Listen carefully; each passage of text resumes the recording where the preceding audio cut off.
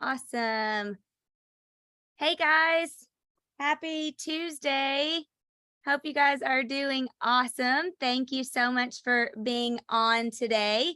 Super excited for our guest and our speaker to share with you. And I know, oh, I see Casey waving. We've got a lot of training rooms hopping on with people filled in their rooms as well. I say this every time, but Jean, I really am not kidding. You always are the most requested speaker that we have when we poll our people. So thank you for being here today. It's my pleasure. You and I have been trying to put this little thing together for quite a while, and calendar is always my biggest challenge, but I'm honored to be here. My pleasure. Yes, it always is. But yes, we are very honored to have you. So I'm not going to talk a lot because I want you guys to hear from Gene. And I know many of you, some of you have heard him before, some of you may not have, but be prepared to take notes upon notes upon notes. I was just sharing with Gene, but right before we let you guys in the room, we have over 70% of realtors have not been through a shift. And so the reason we've been wanting to do this every month is to really arm you guys with as much information, data, as much just advice and help from people who have been through shifts so that you can thrive and take market share as we enter a shift. And not that I think last month we talked about there being a big difference between a shift and a crash. And I'd love to hear your thoughts on that, Gene, too. But just if you guys have questions, please fill them in the chat. And if you can and you are able, please turn on your cameras. It's so much easier for our speakers when they can see you and interact. And I'm sitting outside, and if I can turn mine on here, you guys can too. So make sure you turn your cameras on. Gene, thank you for being here again. How many shifts have you been through? Good Lord, I've been in this 33 years. I've been through 2 major ones and several small ones. And shifts can actually be local. They don't have to be, national in order to hit you. You can have a big plant shut down. You can have, flooding. You can have in Florida hurricanes. We've been shifted with hurricanes, literally. We had a big one in Panama City Beach a few years back, and the entire market changed and sales weren't being made at all for 3 to 6 months. So I've been in a lot of shifts, big ones and small ones. Yeah.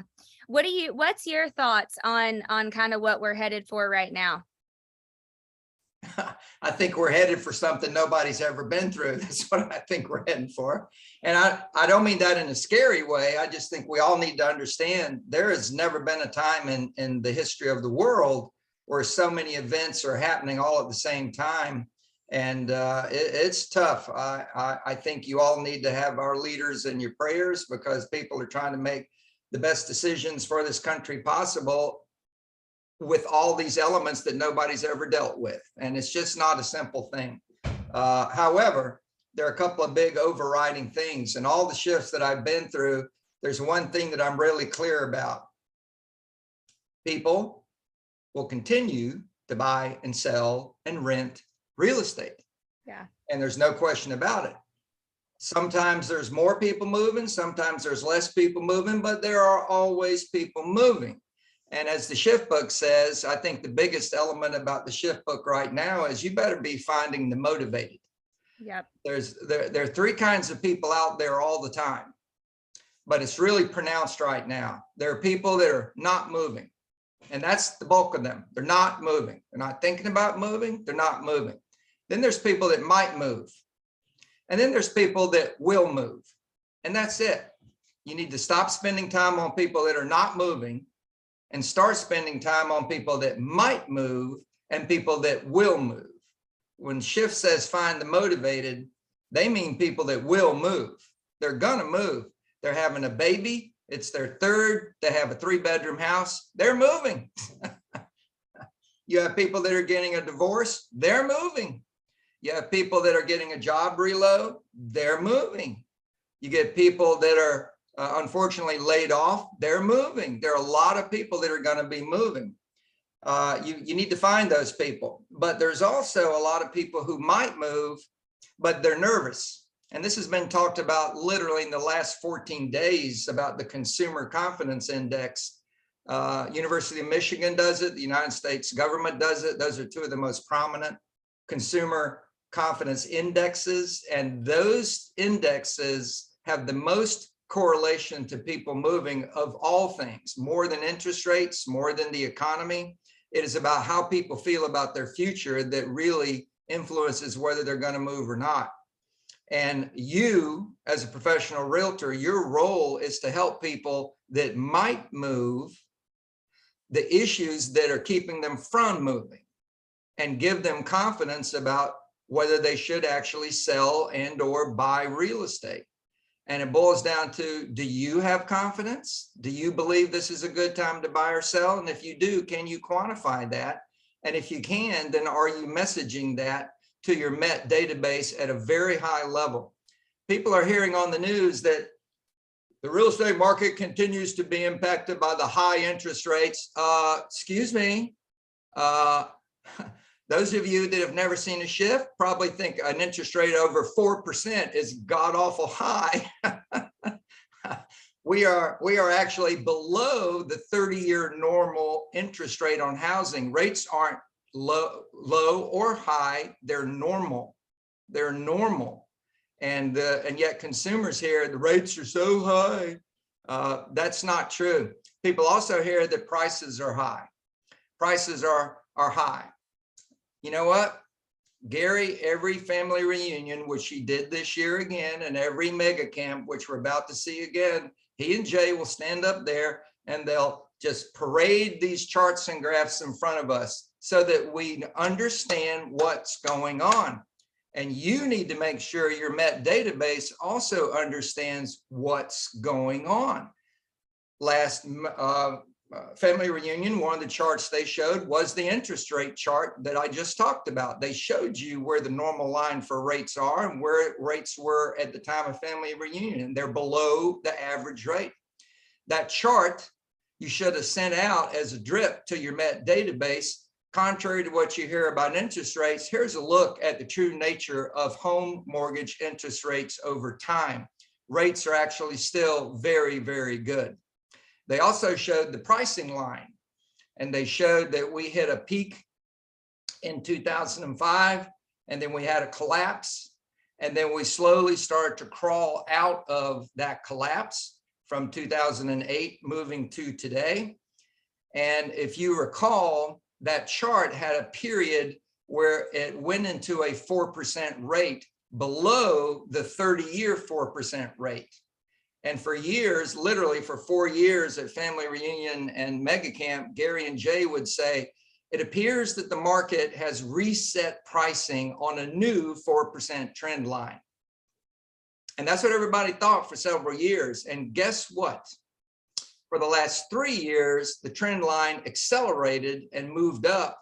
And where prices were at the end of 2021 was exactly where they would have been at 4% had it not been interrupted by a giant rise and by a giant collapse. So there's a strong argument that prices actually have finally recovered from the big collapse in 07, 08, 09.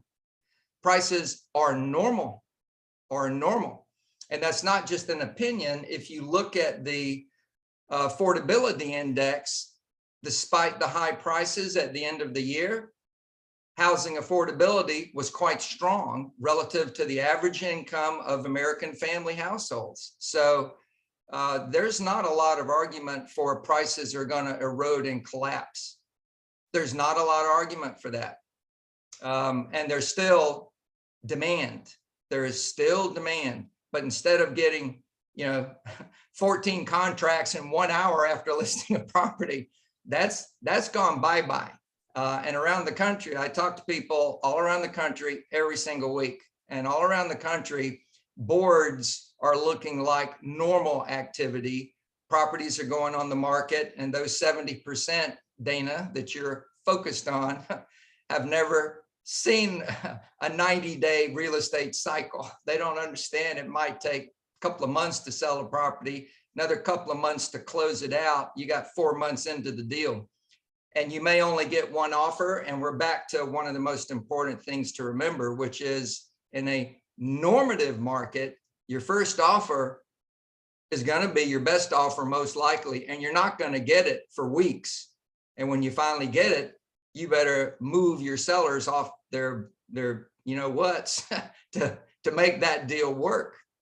This is also a time of, if you do get showings and you're not getting offers, you need to look hard at what's going on. If you get 10 showings, you need to look and see if any of those are second showings. And if you've got 10 showings and no offers and no second showings, you're in the game, but you're on the losing end. You're number 8 or 9 on the list of what people would buy in that given area for that given price for that given size. And in that area, you need to realize you need to have a price change. And this is not anything really new. It's in our pre-listing packages, and it's been there for multiple shifts.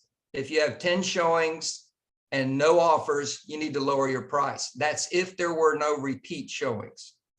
If there's a repeat showing, you need to follow up and talk to your seller about making a seller offer to the buyer that came back to your house, because that person might be a candidate to buy it. So those of you who've never done seller offers to a buyer, you need to learn and think about making a seller offer if you get repeat showings. You also need to understand that if you have no activity, you need to lower the price. And I mean, rather quickly, lower the price. I was talking this morning to someone who had a $1.1 million listing. The seller was motivated to sell. What makes a seller ultimately? They sell. So this seller agreed. The agent told him, we need to take calculated price reductions until we find the market, meaning activity. They had no showings in 2 weeks at 1.1 million since they launched the property. So what they did was they started doing a $50,000 price reduction and said they were going to keep lowering it $50,000 until they found the market. They lowered the price every couple of days, and it finally sold for $875. But when they found the market, they instantly got a bunch of showings, and out of that, one full price offer came. And you got to understand, in the country, in cities, in areas, the markets are not all even. Some markets are really tough. You're going to have to dig deep. The seller's going to have to drop down in order to find the market. But in others, in most markets around the country right now, if you got property at 300 or lower, there's a solid market for that property, most likely. And it won't take a lot of work and a lot of digging. But anyway, I'm kind of talking about where I think things are. You turned me on. Let me okay. Slow down in case you want to talk about something. No, this is great. I've already taken half a page of notes. What you're saying is reminding me of what Gary keeps telling us, which is we are moving from a speed-based market to a skill-based market. Yeah. And that's language that we've been using in our market centers a lot lately. So will you talk a little bit about that? And you mentioned some things, but for realtors who've never been through a shift, what does that mean, skill-based market, and what are the skills that they need? Like, what are the things that they have to master? Well, I think the most important things to master, and this will come as no shock to anybody, are the quote basics, the basics. And the basics are the fundamental use of collateral materials and 4 presentations. Those are the basics. And collateral materials are 47 things to get your home ready to sell, a seller concern sheet, a pre-listing package for a seller, pre-listing package for a buyer. You're working with both buyers and sellers. They both need to be educated. A lot of the stuff we were already talking about is a part of the education. Your pre-listing package for a seller should have about 8 pages plus or minus about the process of selling. You will say, if you hire me, here's what's going to happen. Step 1, step 2, take it all the way to the closing table. The process, if you don't have a pre-listing package with that in it, the process of you building that is going to educate you about your own process, where you have gaps, what you're not thinking through, where you don't provide value. And I'm real serious about that. You'll understand more about your own business if you try to document the business that you think you have, and you'll actually improve it. So a seller should read those steps you're going to take over 8 pages and think, This is impressive. The last 2 times we sold, some of these things weren't done, and I like what this agent's offering me. That is your value proposition. Don't be afraid of documenting it. Document it. And if you're not happy with it, then improve it, add to your steps. Then there ought to be about 8 pages, 10 pages of charts and graphs about the market. The seller needs to clearly understand the market that they're in. And you either educate them ahead of the meeting, or you spend your time at the meeting running your mouth trying to educate them. And the problem with that is the same information, but if I'm sitting in front of you and you're trying to tell me the market has shifted, I'm not going to get multiple offers. I'm not going to get over list price. In fact, I might not get the price I thought I was going to get. I don't like what you're telling me, and I'm going to have doubt in what you're telling me.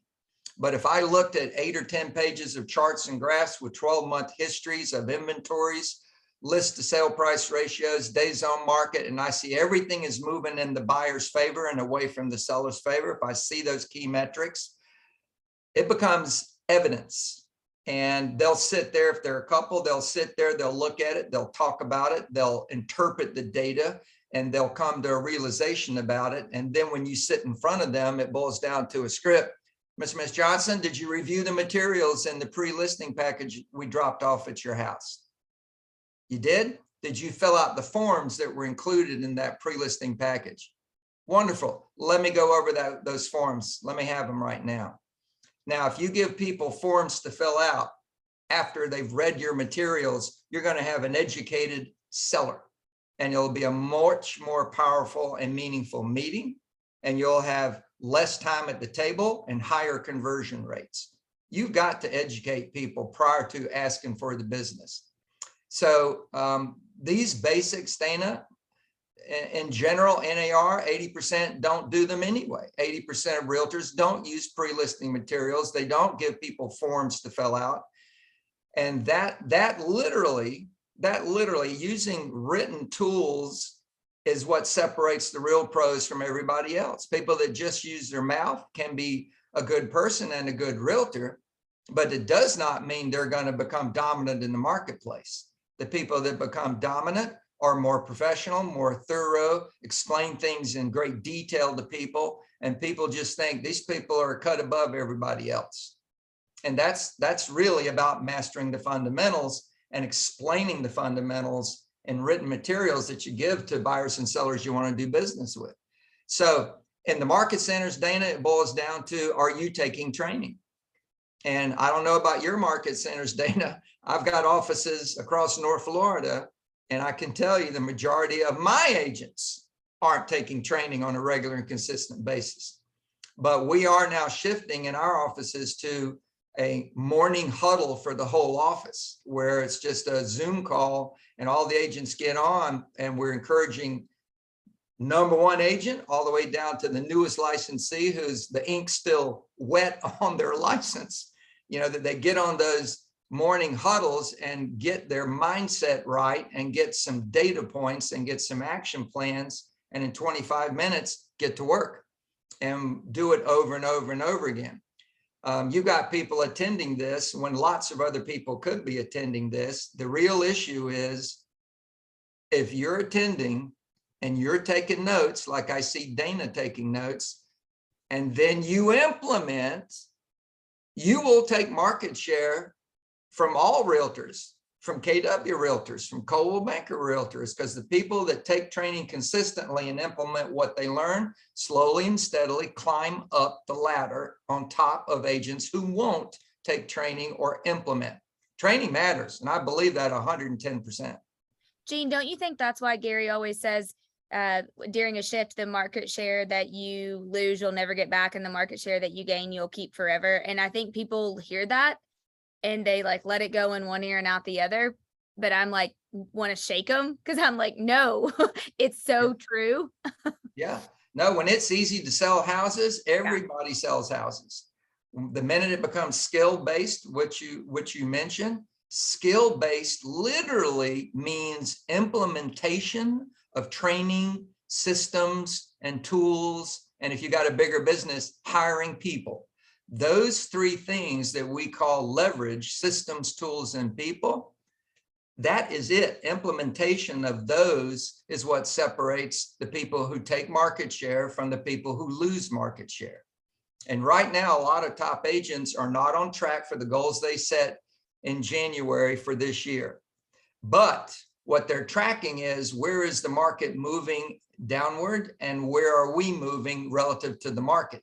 And your goal should always be to be beating the market. In other words, whatever the board stats are, if the board's down 10% in closed units, you don't want to be down more than 4 or 5% in closed units. Just continue to outpace the market, and you literally are taking market share when you do that. And if you have a group of agents in your market centers that are doing that, then your market center is going to outpace the market, right? And as a market center owner, that's what I want the market center to do, but I can't do that. What I can do is help the agents do that. And if the agents do that, boom, boom, boom, boom, that's where we are.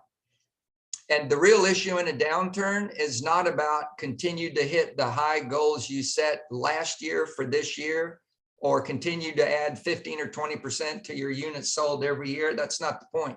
The point is to beat the market. That's the point. Beat the market. The good news is there was so much appreciation in the last 3 years, Dana. There's a lot of people that are not doing the units they tried to set, but they're close to the gross commission income. Their volume's through the roof. That's right. The volume's good. The volume's on track, but they're 25% off on the units, and that is a problem. I'm not saying it's okay. The unit is where you really take market share. Take more units. Gene, we talk a little bit about database touches. We've always heard 36 touch, 36 touch, 36 touch. And I heard Gary say in the top 100 last month, 252 was the average annual touch now of the top 100. And I'm going to venture to say we have a lot of agents that aren't even hitting the 36 touch. No, they're not. They're not using command like they could be using command. I mean, it's all set there. Every month, you need to think about lead generation. That's what we're talking about here. And the number one problem in lead generation, is consistency. That is the number one problem. We have taught forever and in several KW classes, Dana, that you should do 3 hours of lead generation in the morning, 5 days a week. I don't think that's wrong at all as a paradigm, but if you're a busy agent, pragmatically, you're not going to be able to do that. You can't tell all buyers, hey, I'm busy every morning, 5 days a week. I'll never be able to work with you in the morning. You can't do that. So pragmatically, it doesn't work. But what matters is that you do those hours of lead generation. So if you think about being consistent with lead generation, it'll be built around a 30-day wheel. There are things you'll do once a month, things you'll do twice a month, things you'll do weekly, and things you'll do daily. And those things, whatever those things are what you have to have rolling every single month. And I'm addressing your comment about the 36 and now it's 200 plus, right? You need to understand the backbone to your Met database will be a real estate report card the first week of the month. Second, third, fourth day of the month, you should send out a real estate report card to your entire sphere. If you've got a farm, you have to do that too, but the farm is targeted just to the farm. But if you've got Met database, past clients and sphere, they live all over the place. So you have to do basically a board of realtors data report card, but you send out that report card every 30 days. And then the next week you send out a seller message. And then 2 weeks later, the fourth week, you send out a buyer message. So every week through email, you should be sending out a report card, followed by a seller message. 2 weeks later, a buyer message. If you just did that, Dana, that's a 36 touch without anything else, right? And then you need to think about what are you doing weekly. And what you should be doing weekly is getting in front of groups of people. Now, there's a loose definition for that. There are a lot of things that qualify. If you commit to doing an open house once a week during the weekday, a twilight open, and you commit to doing an open once a weekend. So 2 open houses a week. And if that twilight open house on Thursday nights and that Sunday open house or that Saturday open house together, if you get 15, 20, 25 people, you stood in front of a group of 25 people, strangers. And what's powerful about that is there's no question, there's some level of motivation among 25 people who attend open houses. And that can be an extremely productive activity if you do it week after week after week. If you have a geographic farm, Dana, a lot of people won't do this, but this is what separates the winners from the losers. You need to be door knocking that farm. The people who dominate in a geographic farm have one mindset that very few agents ever do. And that mindset is, I will meet every homeowner in my farm. I will start a relationship with every single homeowner on their front porch. I don't want to do it through the phone. I want them to see me in their neighborhood. I am the neighborhood real estate expert. I live in your neighborhood. I don't mean you really live in the neighborhood. You might, but you don't have to, but you're in that neighborhood every single week, visible to every homeowner. So if you have 500 homes, you should door knock 50 doors. And again, you need to mix that up. You need to do 1 or 2 Thursday nights at dinner time, and then you need to do Saturday mornings. But if you do 50, and I've done this for years, you can do 50 in an hour to hour and a half tops. But if you do 50 doors every week, in 10 weeks, you've done all 500, and then it starts all over again. And you just keep plowing through it. That will lead to business like you can't believe, because nobody's ever seen a realtor work that hard. And the commitment to the neighborhood, to be a neighborhood farm expert. So that's groups of people. And then every day you need to talk to people. Every day you need to talk to people. And by the way, you can do groups of people. My group of people is not just my farm. For me personally, it was my Rotary Club, 250 members. I go there once a week, eat rubber chicken and banquet beans, and I sit there. By the way, here's the strategy when you're in clubs. Do not ever talk about real estate, ever. They know who you are. They know what you do. Let it come to you, baby. I just sit at that 8 top eating my rubber chicken and banquet beans, and I'm talking about sports and the weather, and I'm watching that person that keeps glancing at me and glancing at me, and finally they say, so Gene, tell us how about that real estate market? What's going on there? Here's the script. Why do you ask? Well, I'm just curious. About what? Now, I've been in this club for 2 decades. And a lot of people at the table, they know what's happening. They just start smiling and just kind of watch what plays out. I'll bet, and I do assumptive closes because I don't like to waste time. I'll bet you're curious about what your home is worth. Tell you what, when Rotary's over, I'll walk you out to your car and we'll talk. And if they don't say no, then I know I got a live one. And that's it. But my point is, you get inside groups of people, you press the flash, you're going to do business if you simply get off your butt and get in front of groups of people.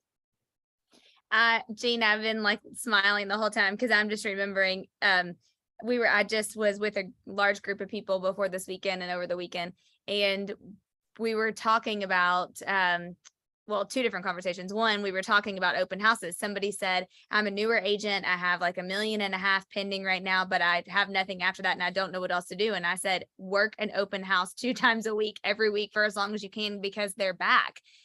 We can do that now. And they said, really, that many times? And I said, I worked an open house every Thursday, Friday, Saturday, and Sunday for the first 5 years that I was in real estate, unless I was dying of the flu or something. It was just what we did to get business. Yeah. And then the next thing about that, I was laughing. One of my friends was in Charleston, and they were saying they were wanting to buy a second home there. And I said, well, let's just go door knock. And a girl was with us that's only had her license like a year, and she started cracking up. And I'm like, what are you laughing at? And she's like, would you really? I said, yeah, that's all we used to do was door knock all weekend long, every weekend. And so I think sometimes people think that those are like, it's something funny, but that's how we built business. I mean, that's what we did. Well, the fundamental principle is the backbone of bold. If you talk to more people, you'll do more business. And there is nothing at all incorrect about that assumption. That is exactly the truth. If you talk to more people, you'll do more business. That's why you have to have a mindset of lead gen should not be one by one by one, but it'll be that, but it should also be groups. Let me spend an hour with 200 people. Let me spend another hour with another 200 people. Let me do it again. Let me do it again. Rebecca and I built our business. I think you know this. We started our real estate career in Miami, and we lost everything in Hurricane Andrew. We relocated up to North Florida. In 4 years, we had learned the basics of the business really well. So we restarted up in a new community, and we targeted 2 high turnover neighborhoods. And we went in and started door knocking the neighborhood. There were agents in there. It was high turnover. There were agents in there that had most of the listings, and they did not door knock the neighborhood. And in 6 months, we had more listings than those agents who dominated. And they didn't understand what happened to me. I saw one of them at a board function. They said, "What did you do in my farm?" And I just said, "I didn't take them for granted. How about that?" You send them a little postcard and that's it. And you want $8,000 because you send them a little postcard. I meet them and I talk to them on their doorstep, and I don't take them for granted. And that's literally the truth of it. So this idea, people are clapping. People are cheering and clapping. well, it's true. It's so true. I've Yeah. talked to so many agents who say geographic farming doesn't work that well. Well, have you met every neighbor? And they just look at me with a blank face. What are you talking about? Yeah, until you meet all the neighbors, you have no idea whether it'll work or not. And I'm telling you, it'll absolutely work. If the turnover rate is there and you meet the neighbors, you're going to do business, baby. Yeah, Jenny, preach. Yeah, I totally agree. Gene, this is another reason why I think that when you hear people say that a shift always causes realtors to get out of the market, they won't do what Gene is talking to you guys about right now. It's not that it's hard, but it's not you can fog a mirror and sell a house. It's work. And if you do it, you are going to get the market share from the agents that are not going to do this stuff. It's what happens. That's why there's such opportunity in a shift. Don't you think, Gene? Absolutely. Absolutely. The opportunity is always there. Remember, everybody everybody uses our product. Yeah. And they can own it or they can rent it, but only homeless people don't use our product. And I'd like them to use our product, but that's a bigger problem to talk about another time. But the fact is, if everybody uses your product and everybody changes the product on a periodic basis, you can make money. Again, sometimes it's slower, sometimes it's faster. I don't care. They're all using our product. There's going to be monetization by somebody. And the people in the downturn understand, okay, I got to work harder. I got to work harder. And you know that saying, you want to work smarter, not harder? Working harder is smarter. You got to work harder. Gene, somebody said it seems like more and more neighborhoods have no soliciting signs posted now. Have you ran into that or any thoughts on that? Of course, Rebecca and I wanted to go after our neighborhood where we live, a golf course community that had this cute little perky little no solicitation right up front, cute little perky thing. So we punted. We went to the homeowners association and said, we're in Florida and you can do this for a variety of ways. We're in Florida and we're realtors, and we have connected with the Red Cross, and the Red Cross creates hurricane preparedness kits, and they don't have the money to mail them or to deliver them. So we volunteered with them to deliver to our neighborhood. So we would like to go door to door in our neighborhood. I live here and I'm a realtor, but I'm not going to be soliciting real estate. The Red Cross will be with us with a truck with all the hurricane preparedness kits. And my team and I will go door to door and hand out hurricane preparedness kits. Are you okay if we do that? They said yes immediately. Yes, we'd love for you to do that. Okay, thank you very much. So what we did was we wore our Rivers team gear, so they knew who we were, but we didn't solicit a single thing. And one day, there were 580 homes there. And one day of working both sides of the street, it was a Saturday, handing out those hurricane preparedness kits. We got 42 leads. Oh, can I talk to you later? I'm so thankful for this, but can I talk to you later about real estate? Yes, ma'am. Here's my card. It was that simple. You know what? You want people to trust you? Love on them. Give them a hurricane preparedness kit without any talk about real estate. They'll like that. They'll appreciate that. So we have given out hurricane preparedness kits. We've given out greening your home guides. And by the way, that's a Keller Williams publication, Greening Your Home. You give those out. Would you mind if we give your neighbors in this community a Greening Your Home handout? No cost, no obligation. By the way, they get coupons with it for discounts at Home Depot on appliances to improve the greening of their home. The short answer, Dana, is there is no, there's only a lack of creativity. You remember that famous pyramid that says models and creativity? And when creativity is at the base, it's topsy-turvy. But when a model is in place and then you put creativity on top of it, the purpose of creativity is to take market share. The purpose of a model is to provide great customer service using systems that can be scalable. So the minute you're ready for volume, that's where creativity comes in. Love it. Yeah, love that so much.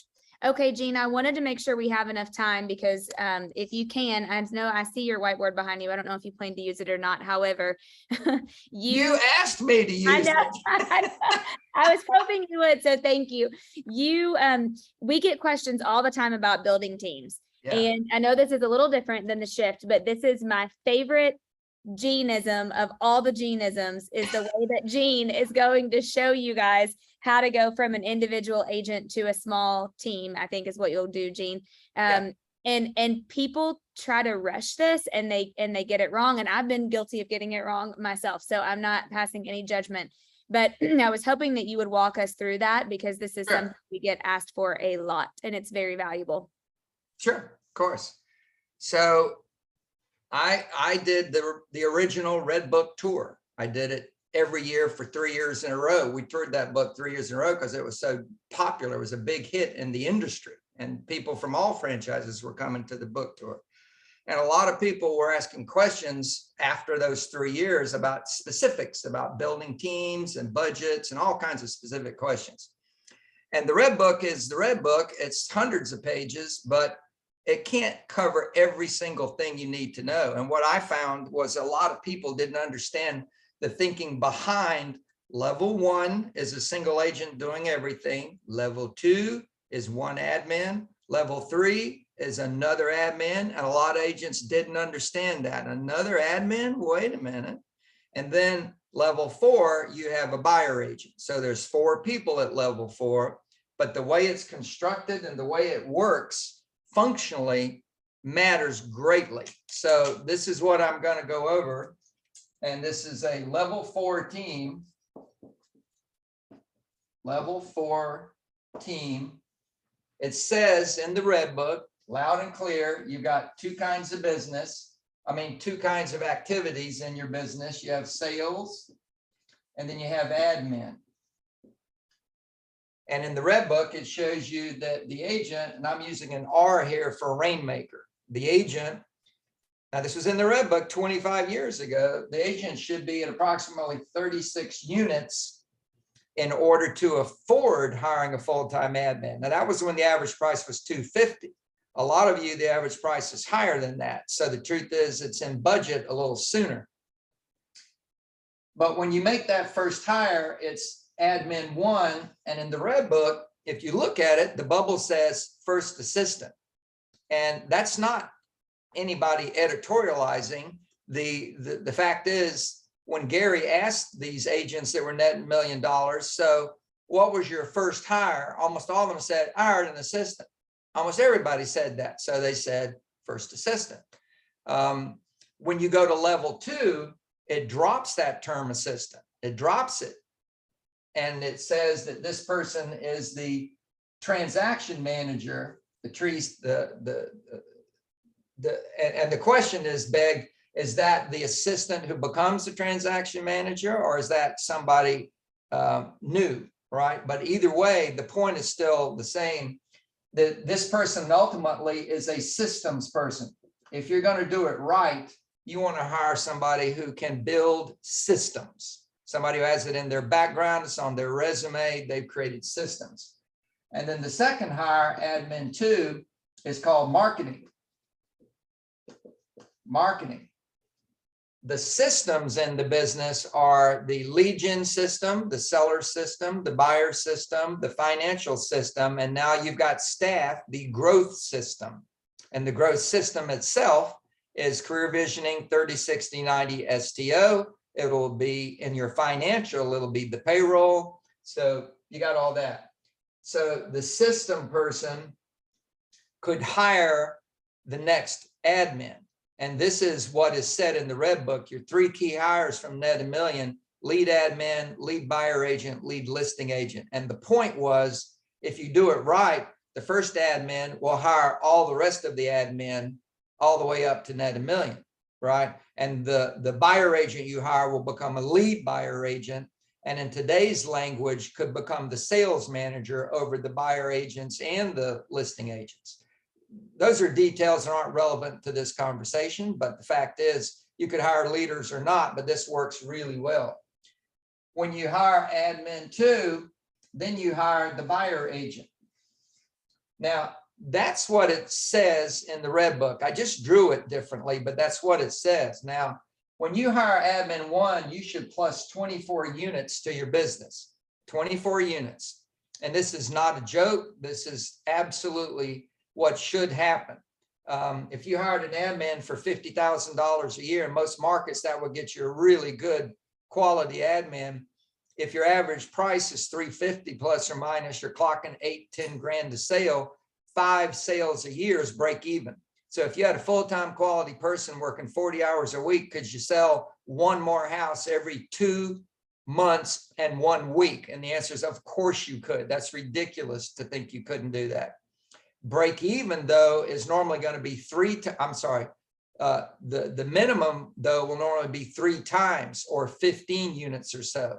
But the research that we've done for MREA 1 and 2 says it'll be 24 units. If you had a full-time person, you ought to be able to sell 2 more units a month.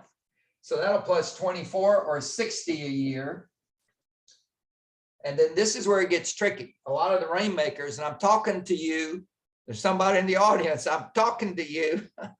You look at this dynamic. If you've done this hire, that is a beautifully harmonious business right there. 60 units. Neither one of them work more than 40 to 50 hours a week. Customer service is back at a high level, and it is a very profitable business. At 10 grand a pop, that's $600,000 a year with a profit margin of $250,000. That's a really profitable business. But a rainmaker will look at this and go, well, I'm doing 60 units, 30 are sellers, but 30 are buyers, and the buyers are driving me insane. So I just want to go get a buyer agent. I don't need another admin. I need a buyer agent. So they do this all the time. The buyer agent should plus 36 units. This one will plus 24 units. That would be 84 a year. The 36 plus 84 would be 120 a year. But look at what happens. If you go straight to the buyer agent, you add 36 to 60 up here, you got 96 transactions. These 2 people can produce 96 transactions. What's happening to the 1 admin? They're drowning. What's happening to customer service? It's gone in the toilet. But wait, there's more. The buyer agent is giving up 50, 60% of the money to the rainmaker. And yet this one, the admin, is telling the buyer agent, you want your deals to close, you got to do the paperwork. I'm just swamped. I can't handle it. You got to take care of it. Their buyers are calling them saying, your admin won't call me back. I've called 3 times about the inspection. They won't call me back. So the buyer agent is not happy at all about what's going on. They're underserved and they're giving up half their money, and customer service is going down again, right? So often this one and this one quit and go start their own team because that one was an idiot. And that happens all the time. I'm dead serious. The truth is, Dana, there's only 2 ways to grow a business. You can grow it with sales first and then back end support, which is what a lot of agents try to do. Or you can build support first and then add the sales on top of that. And there's only one of those where the buyers, the sellers, the staff, the admin, and the agents have a good experience. And it's support first. Anytime you put sales first, you're doing things for money. And when you do things for money, you'll make bad decisions. You should do things the right way, meaning make decisions not based on money, but based on following models and customer service and caring about your people, both your admin, your salespeople, and your clients, buyers and sellers. That's how you make the most money. Anyway, so back up here. So all of this in 90 days, you can find and hire admin one. When you hire admin one, they're going to be in a 30, 60, 90. And while they're in a 30, 60, 90, you can be hunting admin two. And the day you say admin one is a keeper, you make the job offer to admin two. Thoroughly vetted, you got over 100 resumes, you did the screening right, you hire that one. And then that one's going to be in a 30, 60, 90. And you could be hunting the buyer agent. So the day admin two is a keeper, I give the buyer agent the job offer. Now, if you're a single agent and you want to get to gross $1 million or better, this is the path, and you can build it in 270 days. And if you know you're going to do this, if you start out, think about this. I have 90 days to find admin one. I have 180 days to find admin two. And I have 270 days to get the buyer agent on board. So you actually have plenty of time to find all these people, plenty of time, if you know up front and create a plan. So the minimum would be 100 units a year. The maximum would be 120 a year. If you do this right, understand this. And Gary has said this forever. If you want to have a powerful big business, a net $1 million business, the way to do it is to have a powerful small business. And this is the powerful small business. And once you've built this, it literally is just, you always grow by two. Because if you add another agent, you're going to add another 36 units. And now these two are going to be overloaded again. So you add another admin and another agent, and another admin and another agent. It's not complicated at all. So if you look at it, the business will be not a 50-50 seller and buyer business because of time. This is going to be 70 closed sellers from the Rainmaker, 50 closed sales from the buyer agent. The minimum would be 60 and 40, and that will be 100 to 120 units. The important thing to understand is that these people all work only 40 to 50 hours a week. They only work 40 to 50 hours a week, and they have careers worth having and lives worth living. If you push these people, and a lot of them, if they're talent, they'll push. If you try to do more, people will start giving up their life worth living. Don't do that. Don't do that. So I'll stop. Are there any questions about this? Yes, this is so good. Okay, Stephanie said, is it a minimum requirement for your buyer's agents to close a minimum of 24 or 36? For the buyer agents, it's got to be 36. Yeah. Let me ask you a question. The Red Book is about millionaire agents. Where's the Red Book about single agents? It's been written, only it ain't red, it's blue, literally. And it's called 36-12-3. And those of you who don't know about it, when the Red Book was on the tour, right after the third year ended, there was some grumbling in the ranks because most of KW are single agents, and they were going, where's our book? Where's our book? We ought to have a book. And Gary, of course, said, that's a brilliant question. Let's do it. So they were looking at the issue with the Red Book. It was about money, and they drew a line in the sand at $1 million, right? But with single agents, the issue is you got to keep work-life balance. So it's about what's sustainable. So they looked at what levels of production can single agents get to and then maintain at least 5 years or longer, assuming that that is sustainability. And they discovered 30 to 40 was the zone where just over half of the people who got to 30 to 40 can do that 5 years or longer. The 40 to 50 group, it's less than half are still doing it after 5 years. So that's not sustainable for most agents. And Gary said, I want to know all about these people that are doing 30 to 40. And they did the research. The two biggest things that came out of it, Dana, is that number one, those agents were typically seller based. I don't mean they do all sellers. I mean 50% or more of their business was sellers, not buyers. And if an agent is doing 30 sales a year and they're just 60% buyer based, that's 18 closed buyers and 12 sellers. If you flip it, same units, same money, but it's 18 closed sellers and 12 closed buyers, your work week is 20 to 25% smaller. And that is sustainability. And you have a 50% increase in listings. So you have a 50% increase in lead flow from listings. So your business is much more powerful if you're seller based. The other thing they discovered, Dana, is that single agents that were doing that did two things for 3/4 of their business. And sphere cultivation was one, and the other one was something else. Open houses, expireds, FSBOs, whatever. But they didn't try to do 5 things, 6 things. They tried to do 2 things really well, and they usually use something else as a backup. So they did sphere and Mets and then expireds and FSBOs maybe, or they did whatever, but then they might throw in a few open houses every now and then, right? But that's it. So here's the point. A single agent has 140 to 160 tasks on their task list. And if a single agent is capable of 36 sales a year, when you join a team, look at the red book. I'm going to take away everything but 5 or 6 tasks. So if you only have to do 5 or 6 tasks, why can't you do 36 sales when a single agent can do 36 sales doing 150 tasks? It's beyond belief. It's ridiculous to not have a minimum standard of 36. It's just ridiculous not to do that. Steph, did that help?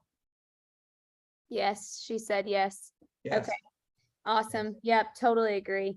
Let's see, Jenny, will you unmute and ask your question, pretty please? Does that mean it's a really complicated question? No, it's not.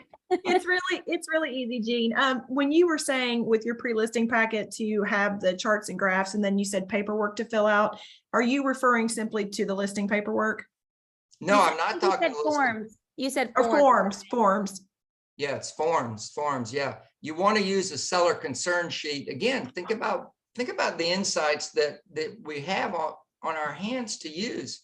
Gary and Jay stood up there and showed you what was NAR's research about what did sellers want from us and what did buyers want from us. Well, sellers are not all equal. Some are concerned about this, some are concerned about that. So NAR every year does the research. They ask over 5,000 consumers of real estate services, what is it that you were most concerned about as a seller? So it creates this big word cloud, and out of that, there's 10 main concerns, and they're almost always the same main concerns.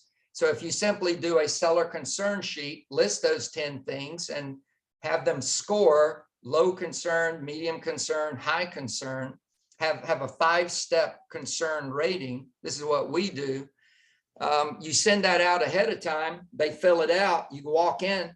Ms. Johnson, I'm so happy to be here. Honored to represent you in the sale of your home in this beautiful neighborhood. Now, where can we sit down and go over the paperwork? Do I want to tour the house? Of course I do, but let's do the paperwork first. If we're not going to go into business together, why do we need to tour the house, right? Am I right?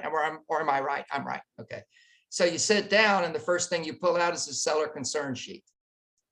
And then it's this simple script. Most people, I've done this 6.5 years in a row as a listing specialist. Most people will have 3 out of 10 marked high concern. Mr. and Ms. Johnson, if I answer your questions about the pricing of your home, if I answer your questions about my commission, my fee, and if I answer your questions about security during the listing period, you're ready to get a sign in the yard tonight. Is that true? And they can say yes, or they can say no. If they say, well, no, I don't think so, then what else is there that I need to answer in order to get a sign in the yard tonight? Well, we're also concerned about showings. So if I answer your concerns about the price, about the commission, about the security and showings, you're ready to get a sign in the yard? Yeah, we are. Wonderful. Let's get to it. And then I just attack those things. If you go into the appointment and you know exactly what the seller needs you to answer in order to get the listing, that's all you need to talk about. You don't need to talk about anything else. Most agents walk in and they just vomit a speech that answers all kinds of stuff. If you ever see a seller looking at the watch, you are talking about stuff they don't care about. Gene, I think agents will need to bring back out the pre-listing forms. I mean, I never learned that. I was at Remax for years before KW, and I always walked into a listing totally blind. And then somebody gave me a pre-listing form, and I started using that, and I didn't go into their house until they filled out the pre-listing form. And so when I walked in, I knew if they, what they thought their home was worth and what they thought that was great about it and what they thought wasn't great about it. And I thought, man, where has this been all my life? And I think agents will have to get back to using a form like that, along with the ones that you've listed today too. And a lot of our agents have never had to compete for listings because they've never been through a shift. And so when you're competing for listings, that's a different game than somebody just calling you and saying, hey, I want to put my house on the market today. You're competing against other agents who are going to have these things when they walk in. So you've got to have them too. Yeah. Well, every buyer and seller fills out forms, or you don't work with them. Yeah. People that don't want to fill out forms are telling you, I don't intend to hire you. So they want to know what you think so they can FSBO it, or they've got a cousin George who just got a license, and if they don't give him the listing, the family will disown him. But they want to hear what you think, the pro that you are, so that they can tell George, here's what we're going to do. I talked to a top agent. Here's what we're going to do. Totally agree. Yep, totally agree. Man, okay. Well, we have 1 minute left and I have 4 pages of notes. So any last burning question for Gene while we have him? This has been so awesome, and I would love for you guys to show him some appreciation as well. Thank you, Diana, for being on. If you guys have any questions too about the level 4, just shoot me an email. Happy to help. We are recording. We will send out the recording. And this has just been wonderful. Thank you, Gene, so much for all your wisdom. You're welcome. I appreciate you and what you're doing. Absolutely. Thank you guys so much. Everybody have a great rest of your week, and we'll see you next time also. Thank you, Gene. Mega Camp. Yeah, see you at Mega Camp. I'll be there. Yep. I'll be there. Awesome. Thanks, Gene. Bye-bye. Bye. See you later. Thanks, guys. Thank you.